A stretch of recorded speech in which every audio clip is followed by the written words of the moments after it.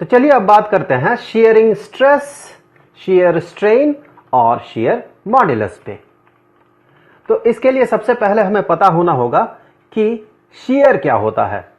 तो इसे समझने के लिए हम एक क्यूबॉइड कंसीडर करते हैं जिसका लोअर प्लेन ये फिक्स्ड है, ये मूव नहीं कर सकता है। और अगर इस बॉडी पे हम फोर्स कुछ ऐसा लगाएं कि वो फोर्स इसके टॉप प्लेन पे टेंजेंशियल हो, तो इसका डिफॉर्मेशन कैसा होगा? इसका डिफॉर्मेशन कुछ ऐसा होगा। इसी को हम कहते हैं शीयर्ड होना। ये बॉडी शीयर्ड हुआ है। तो हमने इस पे फोर्स लगाया F। तो चूंकि ये बॉडी डिफॉर्म्ड हुआ है तो हम कह सकते हैं इस बॉडी में एक स्ट्रेस प्रोड्यूस हुआ है। जैसा कि हमें पता है स्ट्रेस ये होता है internal force of restitution per unit area of a deformed body. तो चलिए देख लेते हैं ये शीयरिंग स्ट्रेस होगा कितना। तो ये शीयरिंग स्ट्रेस ये होगा internal force of restitution per unit area. और हमें पता है इंटरनल फोर्स ऑफ रेस्टिट्यूशन का मैग्नीट्यूड हमारे ही द्वारा अप्लाई किए गए फोर्स के मैग्नीट्यूड के बराबर होता है। तो ये बराबर हो गया F डिवाइडेड बाय एरिया। अब कौन सा एरिया कंसीडर करें? इस केस में हम जो एरिया कंसीडर करेंगे वो होगा इस प्लेन का एरिया जिस प्लेन पे टेंजेंशियली फोर्स अप्लाई किया जा रहा है। तो हमने माना ये एरिया है A। तो शीयरिंग स्ट्रेस ये हो जाएगा F डिवाइडेड बाय A। क्योंकि इस तरह के स्ट्रेस को प्रोड्यूस करने में हम जो फोर्स अप्लाई करते हैं वो टॉप प्लेन पे टेंजेंशियल होता है, तो इस शीयरिंग स्ट्रेस को टेंजेंशियल स्ट्रेस भी कहा जाता है। Tangential stress. और कुछ लोग इस शीयर स्ट्रेन को कहते हैं टेंजेंशियल स्ट्रेन। Tangential strain. तो ये तो था shearing stress F divided by A। अब देख लेते हैं शीयर स्ट्रेन कितना होगा। तो जैसे ही हमने इस पे टेंजेंशियल फोर्स अप्लाई किया, इस बॉडी का टॉप प्लेन ये डिस्प्लेस्ड हो गया। और ये कितना डिस्प्लेस्ड हुआ? ये डिस्प्लेस्ड हुआ मान लेते हैं X। और इसका जो टॉप प्लेन है ये टॉप प्लेन ऑपोजिट प्लेन से L डिस्टेंस दूर है। तो शीयर स्ट्रेन को कुछ ऐसे डिफाइन किया जाता है कि शीयर स्ट्रेन या टेंजेंशियल स्ट्रेन ये होता है डिस्प्लेसमेंट ऑफ द प्लेन, जो प्लेन डिस्प्लेस कर रहा है, डिस्प्लेसमेंट ऑफ द प्लेन अर्थात top plane divided by distance of the plane अर्थात जो प्लेन डिस्प्लेस्ड हो रहा है, distance of the plane from the opposite plane अर्थात इसका अपोजिट प्लेन कौन होगा? इसका अपोजिट प्लेन होगा बॉटम प्लेन।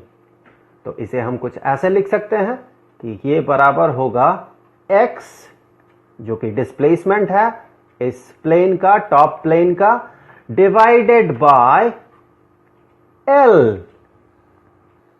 तो इस तरह के स्ट्रेन के कारण देखिए यहां पर एक एंगल बन रहा है।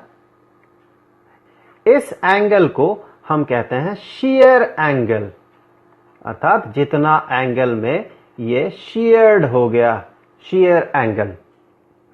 तो इस x डिवाइडेड बाय L को हम कह सकते हैं टेंजेंट ऑफ थीटा, क्योंकि ये जो डिस्टेंस है ये डिस्टेंस होगा L यहां से यहां तक। और इस राइट ट्राइंगल में देखें टेंजेंट ऑफ थीटा होगा x डिवाइडेड बाय L। सो इसे हम टेंजेंट ऑफ थीटा भी कह सकते हैं, टेंजेंट ऑफ थीटा। ज्यादातर केसेस में ये शीयर एंगल बहुत छोटा होता है।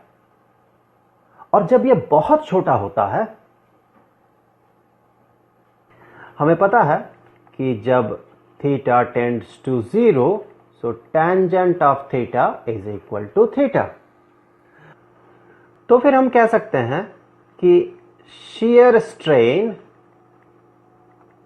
जो कि बराबर होता है टेंजेंट ऑफ थीटा के, ये बराबर होगा थीटा के।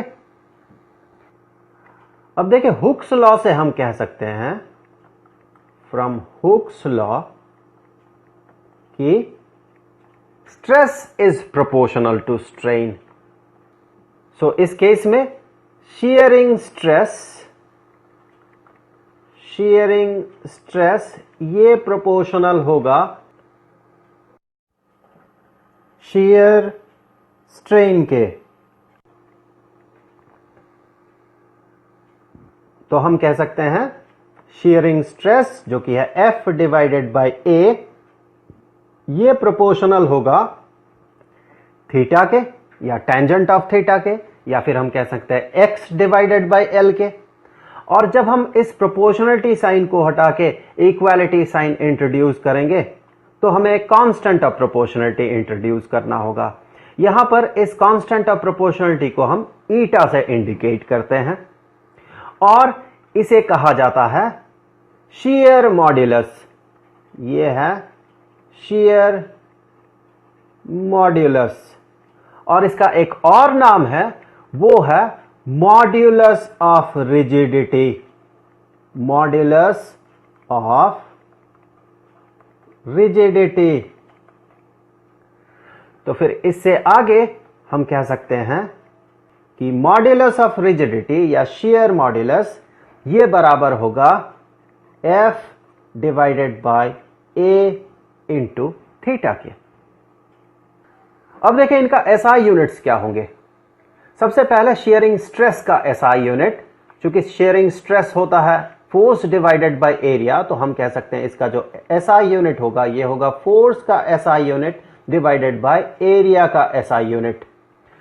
तो ये हो गया न्यूटन पर मीटर स्क्वायर, जिसे हम कह सकते हैं पास्कल।